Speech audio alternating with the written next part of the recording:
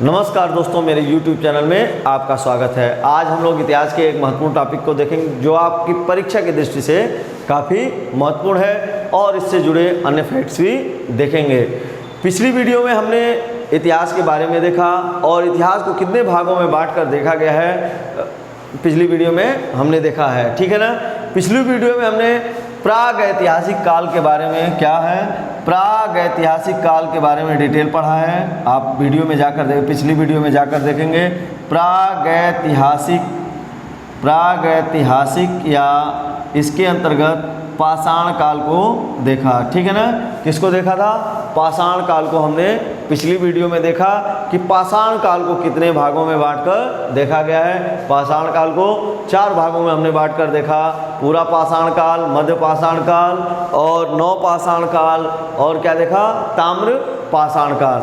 और उससे जुड़े हम लोगों ने प्रश्न अन्य वीडियोस में हम लोगों ने उससे जुड़े प्रश्न किए हैं, वन लाइनर किए, ऑब्जेक्टिव टाइप किए। यदि आपको उस टॉपिक को देखना है तो पिछली वीडियो आप हमारी देख सकते हैं। आज हम लोग इतिहास का एक महत्वपूर्ण टॉपिक ये देखेंगे, आद्य ऐतिहासिक काल, ठीक है। प्रागैतिहासिक काल के बाद जो समय आया है आद्य ऐतिहासिक काल, और इसके बारे में आज हम लोग डिटेल देखते हैं, ठीक है। आद्य ऐतिहासिक काल हमने इतिहास को 3 भागों में बांटकर देखा था। इतिहास को यदि कितने भागों में, इतिहास को हम लोग 3 भागों में बांटकर देखे थे पिछली वीडियो में। कितने? 3 भाग में, प्रागैतिहासिक काल, प्रागैतिहासिक काल, आद्य ऐतिहासिक काल और ऐतिहासिक काल, ठीक है ना।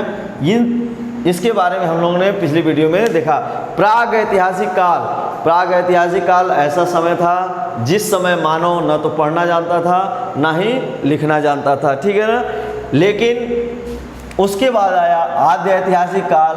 आद्य ऐतिहासिक काल में मानव लिखना तो जानता है, इसके लिखित साक्ष्य मिलते हैं, लेकिन इसके लिखे गए लिखित साक्ष्य को पढ़ा नहीं जा सका, ठीक है।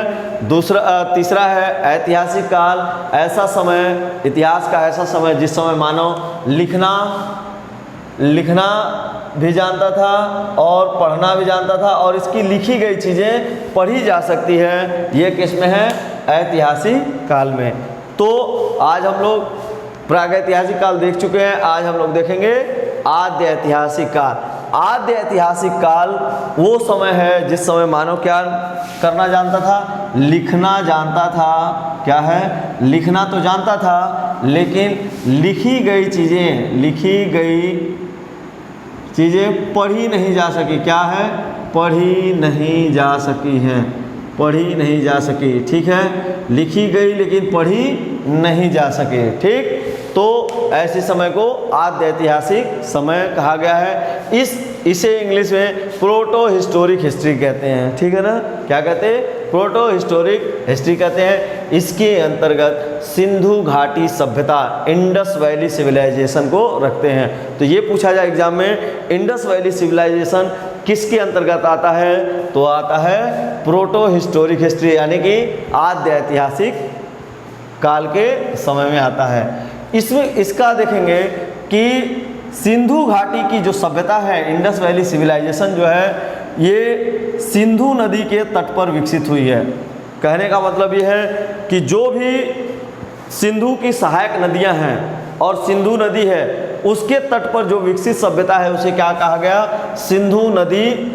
सिंधु घाटी की सभ्यता कहा गया। क्या कहा गया? सिंधु घाटी की सभ्यता कहा गया।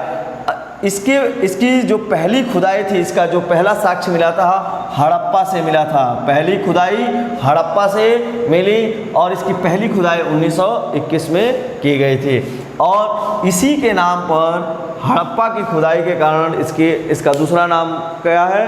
हड़प्पा सभ्यता। सिंधु घाटी सभ्यता को क्या कहा गया है? हड़प्पा सभ्यता भी कहा गया है। इसकी जानकारी, सिंधु घाटी सभ्यता की सर्वप्रथम जानकारी चार्ल्स मैसन ने दिया था। और कब दिया था? 1826 में दिया था। अगला है, देखिए फैक्ट है, सिंधु सभ्यता का सर्वेक्षण जेम्स कनिंघम ने किया था 1853 में। ये सारे फैक्ट्स हैं इससे रिलेटेड, इसको याद करना है। सिंधु सभ्यता का सर्वेक्षण जेम्स कनिंघम ने 1853 ईस्वी में किया था। ये जो सभ्यता है, सिंधु घाटी की जो सभ्यता है, ये 13 लाख वर्ग किलोमीटर में फैली हुई है। ये याद करना है आपको कि यदि एग्जाम में पूछा जाए सिंधु घाटी की सभ्यता कितने दूरी में फैली हुई है, तो यह 13 लाख वर्ग किलोमीटर में फैली हुई है। और इसका नामकरण जॉन मार्शल ने किया था। अगर पूछा जाए आद्य ऐतिहासिक काल में सिंधु घाटी सभ्यता है और सिंधु घाटी सभ्यता का नामकरण, ठीक है ना, नामकरण जॉन मार्शल ने किया है। ठीक है, पहली खुदाई इसकी दयाराम साहनी ने की थी और पहली खुदाई कौन सी थी? हड़प्पा की थी। क्या थी? हड़प्पा। और हड़प्पा की खुदाई 1921 में की गई और यह किसके? रावी नदी के तट पर। ठीक है, किस नदी के तट पर? रावी नदी के तट पर इसकी खुदाई की गई। और हड़प्पा की बात करें तो यह कहाँ पर स्थित है? पाकिस्तान में स्थित है। ठीक है ना, इसका डिटेल अभी और भी हम लोग देखेंगे। अगर बात किया जाए इसके आकार की, सिंधु घाटी सभ्यता का जो आकार है वह कैसा है? त्रिभुजाकार ट्राइएंगल है। त्रिभुजाकार ट्राइएंगल ये एग्जाम में पूछा जाता है कि ये सारे फैक्ट हैं, याद करना है आपको कि सिंधु घाटी सभ्यता का आकार कैसा है। तो यह ट्राइएंगल है, त्रिभुजाकार है। विश्व की सबसे पहली शहरी सभ्यता, ये याद करना है कि विश्व की पहली शहरी सभ्यता कौन सी है? तो सिंधु घाटी सभ्यता। एग्जाम में पूछा ये जा सकता है कि सिंधु घाटी की सभ्यता शहरी है कि ग्रामीण है, या कैसी सभ्यता है? शहरी सभ्यता है, या शहरी के जगह आपका नगरीय सभ्यता भी लिख कर आ सकता है। क्या? नगरीय सभ्यता है। विकास इसके विकास का समय है 2500 ईसा पूर्व से 1750 ईसा पूर्व माना जाता है। ठीक है ना, इसका विकास 2500 ईसा पूर्व से 1750 ईसा पूर्व तक माना जाता है। यदि इसके त्रिभुजाकार स्थिति को देखा जाए तो यह देखते हैं कि इसके अलग अलग स्थल जो है, जो खुदाई से मिले हैं, पूरब में कौन सा स्थल है, पश्चिम में कौन सा स्थल है, दक्षिण में कौन सा स्थल है और उत्तर में कौन सा स्थल है, इसके बारे में हम लोग देखेंगे। देखिए, पश्चिम में सुतकांगेडोर, पश्चिम में सुतकांगेडोर जो कहाँ पर स्थित है? पाकिस्तान में स्थित है। और नदी की बात करें तो यह दास्क नदी के तट पर स्थित है। ठीक है ना, सुतकांगेडोर पाकिस्तान में दास्क नदी के तट पर, ये पश्चिम में है। पूरब में आलमगीरपुर है, आलमगीरपुर हिंडन नदी के किनारे है, हिंडन नदी के किनारे, और यह उत्तर प्रदेश में स्थित है। आलमगीरपुर उत्तर प्रदेश में हिंडन नदी के किनारे है। इसकी खुदाई की बात करें तो यज्ञदत्त शर्मा के द्वारा इसकी खुदाई की गई है। दक्षिण में देखिए, दक्षिण में दैमाबाद है। दैमाबाद कहाँ पर है? महाराष्ट्र में। कहाँ पर है? महाराष्ट्र में है। जो किस नदी किनारे? प्रवरा नदी के किनारे स्थित है। दक्षिण में महाराष्ट्र में दैमाबाद प्रवरा नदी के किनारे स्थित है। और यहाँ से इक्का गाड़ी का एक साक्ष्य मिला है। क्या मिला है? इक्का गाड़ी का एक साक्ष्य मिला है। उत्तर में देखिए, उत्तर में मांडा है। मांडा कहाँ पर है? कश्मीर में स्थित है। मांडा कश्मीर में स्थित, जो चिनाब नदी के तट पर स्थित है। कहाँ पर? चिनाब नदी के तट पर स्थित है। और इसकी खुदाई जगपति जोशी ने 1982 में किया है। ठीक है, जगपत जोशी ने 1982 में किया। अब हम लोग इससे रिलेटेड जो इसकी खुदाई है, सिंधु घाटी सभ्यता से रिलेटेड जो स्थल हैं जिनकी खुदाई की गई है, उसमें सबसे पहला स्थल कौन सा है? हड़प्पा है, जिसके बारे में डिटेल देखेंगे कि जब इसकी खुदाई की गई तो इस स्थल से क्या क्या हमें मिला है। तो आइए हम लोग देखते हैं इसके बारे में। देखिए, हड़प्पा की खुदाई 1921 में की गई थी और यह किस नदी के तट पर? रावी नदी के तट पर है। और इसकी खुदाई किसने की? दयाराम साहनी ने। किसने किया? दयाराम साहनी ने किया था। इसकी खुदाई दयाराम साहनी ने किया। और यह कहाँ स्थित है? पाकिस्तान में माउंट गोमरी जिला। पाकिस्तान में एक ज़िला है, कौन सा? माउंट गोमरी ज़िला है। ठीक, माउंट गोमरी ज़िला पाकिस्तान में स्थित है और वहाँ पर इसकी खुदाई की गई है। ये आपको याद करना है। एक थे पिग्गट महोदय। पिग्गट ने हड़प्पा और मोहनजोदड़ो, देखिए हड़प्पा और एक स्थल है मोहनजोदड़ो को एक विस्तृत साम्राज्य की जुड़वा राजधानी कहा है। ठीक है ना, कहा है।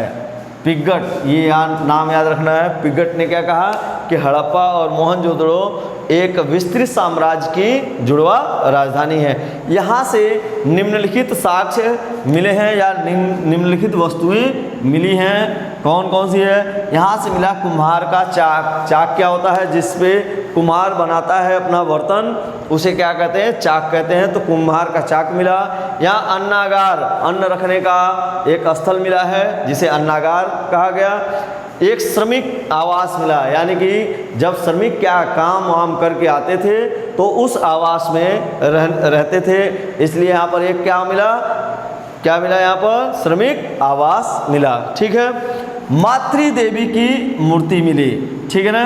तो इस समय के लोग जो है मातृ देवी में ज़्यादा विश्वास करते थे, इसलिए यहाँ पर क्या मिला? मातृ देवी की मूर्ति मिली। और यदि बात करें तो मातृ सत्तात्मक सत्ता दिखती है यहाँ पर। मातृ एग्जाम में पूछा